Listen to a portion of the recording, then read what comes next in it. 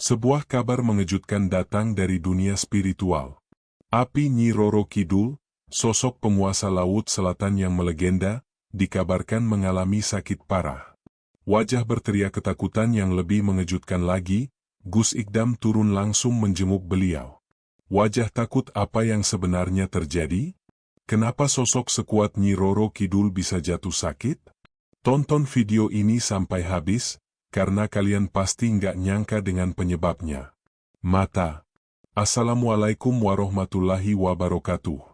Halo sahabat semuanya, semoga kalian selalu dalam lindungan Allah Subhanahu wa Ta'ala. Hari ini kita akan membahas sebuah kejadian luar biasa yang tengah viral, yaitu tentang Gus Ikdam yang menjenguk Nyi Roro Kidul yang dikabarkan sakit parah. Sebelum lanjut, jangan lupa like video ini, subscribe channel ini, dan nyalakan lonceng notifikasi bel supaya kalian nggak ketinggalan update video terbaru dari kami. Biar video ini semakin berkah, yuk tuliskan sholawat di kolom komentar.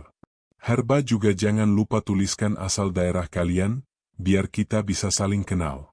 Kilauan. Sore itu, langit tampak mendung, meskipun cuaca sebelumnya cerah. Angin bertiup kencang, membawa aroma laut yang khas. Gus Ikdam, seorang ulama karismatik yang dikenal memiliki kedalaman ilmu agama serta pengalaman spiritual yang luar biasa, merasakan firasat yang tidak biasa. Sejak subuh tadi, hatinya terasa gelisah. Ada sesuatu yang seolah memanggilnya, memintanya untuk bergerak menuju pantai Laut Selatan. Sejenak, beliau duduk di serambi rumah pesantrennya, mencoba merenungkan kegelisahan ini. Dengan mata terpejam, beliau berzikir dan berdoa, berharap mendapat petunjuk dari Allah Subhanahu wa Ta'ala. Beberapa muridnya yang melihat ekspresi Gus Ikdam yang tampak lebih serius dari biasanya, mulai bertanya-tanya dalam hati. Ada apa gerangan yang sedang dipikirkan oleh beliau? Gumam salah satu santri yang setia mendampingi. Tanpa banyak bicara, Gus Ikdam memantapkan niatnya. Beliau mengambil tasbih, mengenakan sorban kesayangannya, lalu bersiap untuk berangkat. Para santri yang melihat gerak-geriknya segera menghampiri. "Abah, mau pergi kemana?" tanya salah satu santri dengan wajah penasaran. "Saya harus ke Laut Selatan. Ada sesuatu yang harus saya selesaikan di sana," jawab Gus Ikdam dengan suara tenang tapi penuh ketegasan. Para santri sempat terdiam. Mereka tahu bahwa pantai Laut Selatan bukanlah tempat biasa. Ada banyak cerita mistis yang berkembang, mulai dari keberadaan istana gaib hingga pertemuan dengan makhluk-makhluk tak kasat mata. Namun, mereka juga yakin bahwa Gus Ikdam bukanlah orang sembarangan. Setelah mendapatkan izin dari para sesepuh pesantren, Gus Ikdam berangkat dengan menggunakan mobil menuju kawasan pesisir. Perjalanan memakan waktu beberapa jam, tetapi semakin dekat dengan pantai, suasana mulai terasa berbeda. Di sepanjang jalan menuju pantai Laut Selatan, keanehan demi keanehan mulai terasa. Udara yang semula hangat tiba-tiba menjadi lebih dingin, seperti ada sesuatu yang menyelimuti suasana. Pepohonan di sekitar jalan tampak bergerak seolah berbisik satu sama lain, seakan menyampaikan pesan yang hanya bisa dipahami oleh mereka yang peka terhadap dunia gaib. Gus Ikdam merasakan sesuatu yang janggal.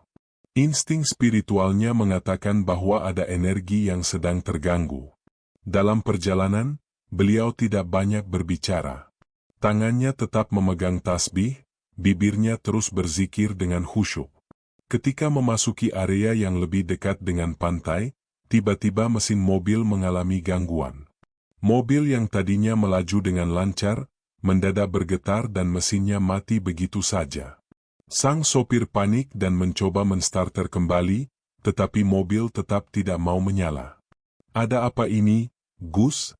tanya sang sopir, suaranya mulai terdengar cemas. Gus Ikdam hanya tersenyum tipis. Beliau sudah menduga bahwa perjalanan ini tidak akan mudah. "Tenang, jangan takut. Ini hanya ujian kecil," jawabnya dengan nada tenang. Beliau pun membuka pintu mobil dan turun. Begitu kakinya menyentuh tanah, angin kencang tiba-tiba bertiup lebih kuat. Ranting-ranting pohon bergoyang dengan keras, dan suara gemuruh ombak terdengar semakin dekat.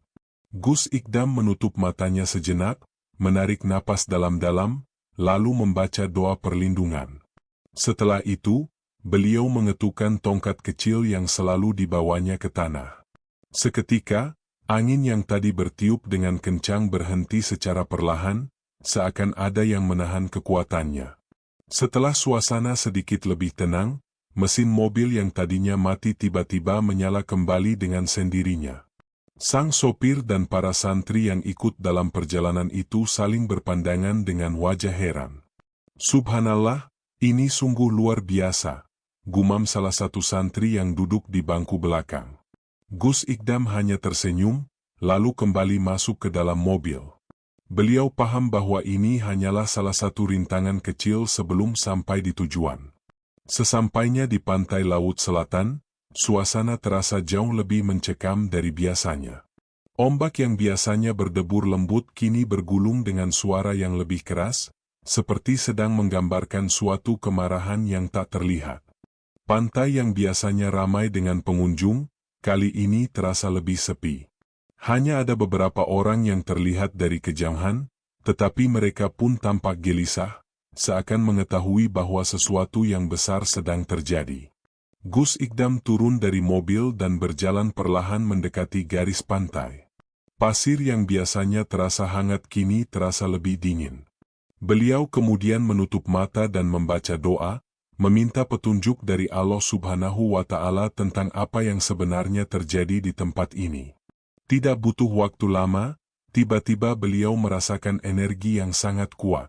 Seolah-olah ada sesuatu yang sedang menunggu kehadirannya. Gus Ikdam lalu berjalan lebih jauh, melewati bebatuan karang, hingga tiba di sebuah titik yang diyakini sebagai tempat di mana istana gaib Nyi Roro Kidul berada di alam tak kasat mata. Di titik itu, udara semakin dingin, dan suasana semakin sunyi. Bahkan suara ombak pun terasa lebih pelan, seakan menunduk menghormati kehadiran seorang tamu agung. Gus Ikdam kemudian berlutut dan membaca doa dengan lebih khusyuk. Hatinya terasa semakin berat, karena beliau bisa merasakan suatu kesedihan yang mendalam. "Ya Allah, ada sesuatu yang tidak beres di sini," gumamnya dalam hati. Belum sempat beliau menyelesaikan doanya, tiba-tiba ada suara halus yang memanggil namanya. Suara yang lembut namun penuh wibawa. Suara yang membuat bulu kuduk siapapun yang mendengarnya berdiri. "Gus Ikdam, akhirnya engkau datang." Seketika, tubuh Gus Ikdam merasakan hawa yang begitu dingin, tapi beliau tetap teguh. Dengan penuh ketenangan, beliau membuka mata dan di hadapannya, samar-samar mulai terlihat sosok seorang perempuan yang dikenal sebagai penguasa Laut Selatan, Nyi Roro Kidul. Namun, beliau tidak seperti biasanya. Wajahnya tampak lebih pucat, sorot matanya terlihat lebih sendu, dan aura yang biasanya penuh wibawa kini terasa melemah. Gus Ikdam pun menghela napas panjang, menyadari bahwa tugas berat telah menunggunya. Gus Ikdam berdiri tegap di tepi pantai, matanya menatap lurus ke depan. Angin laut berhembus perlahan, membawa aroma garam yang bercampur dengan sesuatu yang sulit dijelaskan. Sebuah aura yang begitu kuat, seolah melampaui dunia nyata. Tepat di hadapannya, sebuah sosok mulai terlihat dengan perlahan, seperti muncul dari kabut tipis yang melayang di atas pasir basah. Aura kehijauan samar-samar bersinar di sekeliling sosok itu, membuat suasana terasa semakin mistis. Sosok tersebut adalah Nyi Roro Kidul, sang penguasa Laut Selatan.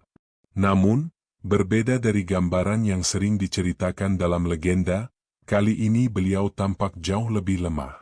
Wajahnya yang biasanya bersinar penuh pesona kini terlihat pucat. Tatapannya sendu, seolah sedang menanggung beban yang sangat berat. "Gus Ikdam, akhirnya engkau datang." Suaranya terdengar lirih, tapi masih penuh wibawa. Gus Ikdam tetap diam, menundukkan kepala sebagai bentuk penghormatan. Beliau sadar, sosok yang berdiri di hadapannya bukanlah sosok biasa. "Assalamualaikum, Ratu Selatan," Ucap Gus Ikdam dengan nada rendah namun penuh ketegasan. Nyi Roro Kidul tersenyum tipis, tetapi senyum itu tampak mengandung kesedihan. Aku sudah lama menunggu kehadiranmu.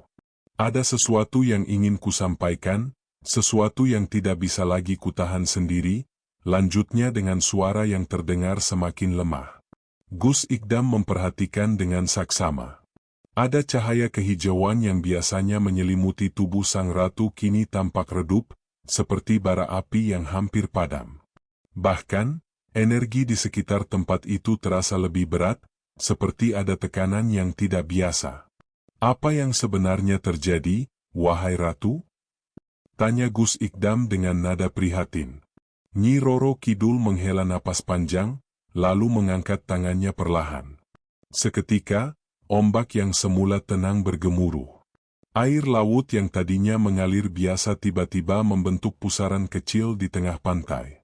Dari dalam pusaran itu, muncul bayangan hitam yang berputar-putar, sesuatu yang tampak seperti gambaran dari sebuah peristiwa yang telah terjadi. Gus Ikdam menatap bayangan itu dengan penuh perhatian. Semakin lama, gambar yang samar mulai menjadi jelas. Dan apa yang terlihat di dalamnya membuat Gus Ikdam terdiam. Dalam pusaran air tersebut, Gus Ikdam melihat gambaran yang mengejutkan. Ribuan ikan mati terdampar di pantai, air laut yang berubah warna menjadi hitam pekat, dan ombak yang berdebur dengan kekuatan yang tidak biasa.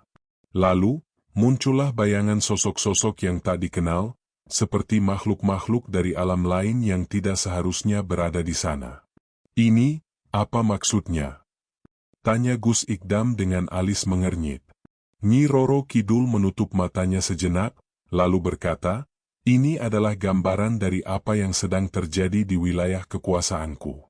Ada sesuatu yang telah mengganggu keseimbangan Laut Selatan, sesuatu yang membuat energiku melemah dan tubuhku merasakan penderitaan yang luar biasa. Gus Ikdam mulai memahami. Bukan hanya dunia manusia yang terkena dampaknya, tetapi juga alam gaib. Ada sesuatu yang telah merusak laut ini, sesuatu yang berasal dari perbuatan manusia, lanjut Nyi Roro Kidul dengan suara lemah.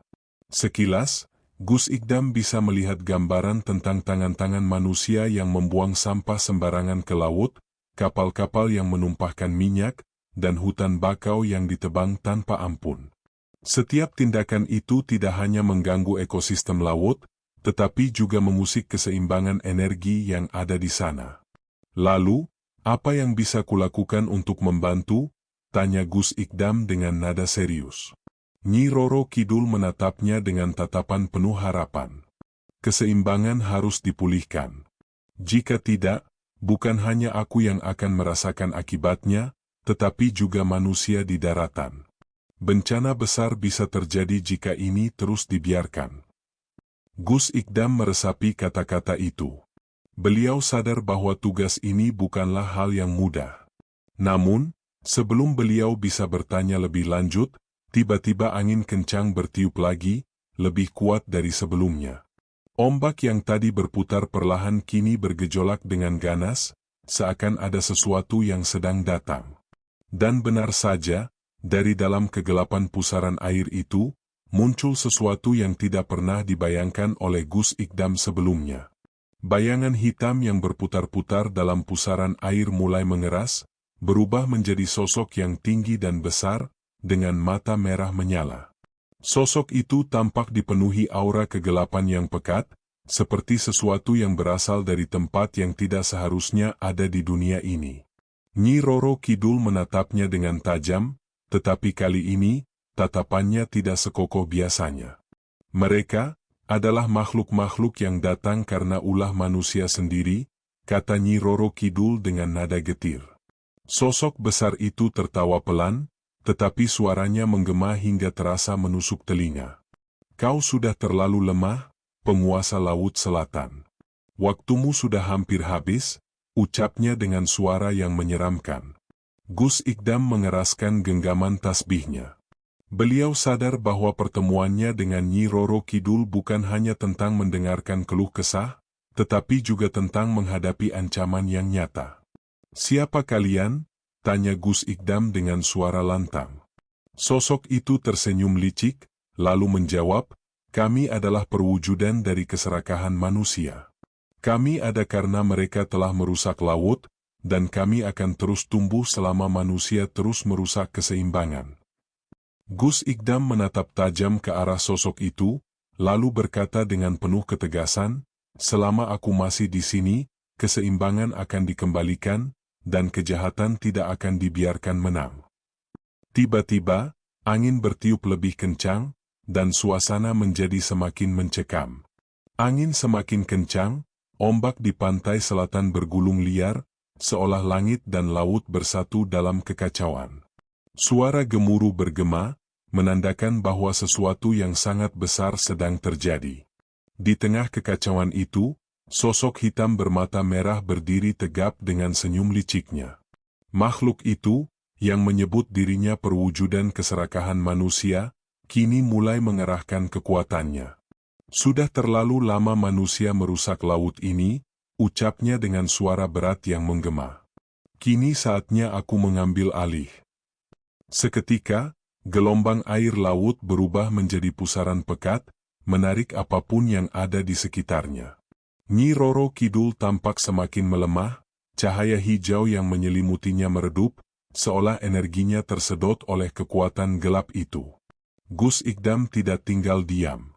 Dengan langkah mantap, beliau meraih tasbihnya dan mulai melantunkan syalawat serta ayat suci dengan suara lantang.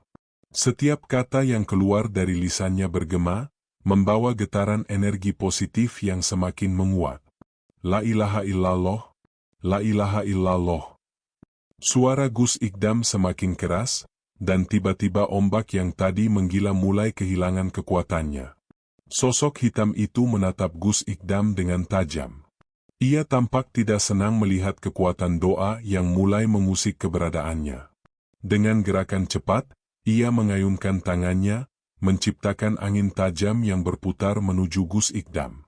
Namun, sebelum angin itu menyentuhnya, seberkas cahaya hijau melesat dari arah Nyi Roro Kidul. Aku mungkin melemah, tapi aku belum kalah, seru sang penguasa Laut Selatan. Cahaya itu beradu dengan kekuatan kegelapan, menciptakan kilatan besar yang menerangi seluruh pantai. Suara tabrakan energi terdengar seperti guntur yang menggelegar. Gus Ikdam segera mengambil langkah maju. Dengan hati yang mantap, beliau mengangkat tangannya dan membaca ayat kursi dengan penuh kekhusyukan. Allahu la ilaha illa huwal hayyul qayyum.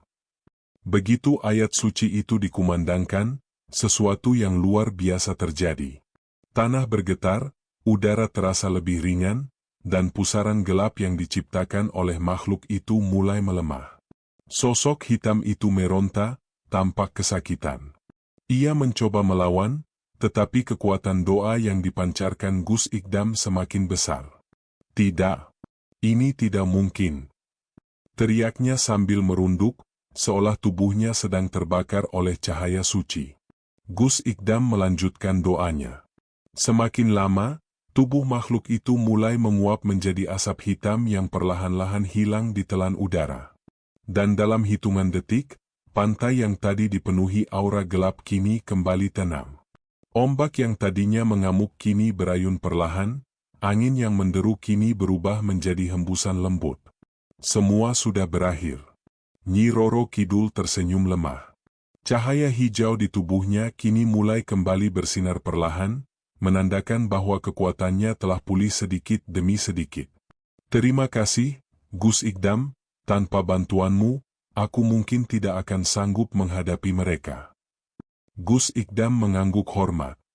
Segala sesuatu terjadi atas izin Allah. Aku hanya perantara, jawabnya dengan rendah hati.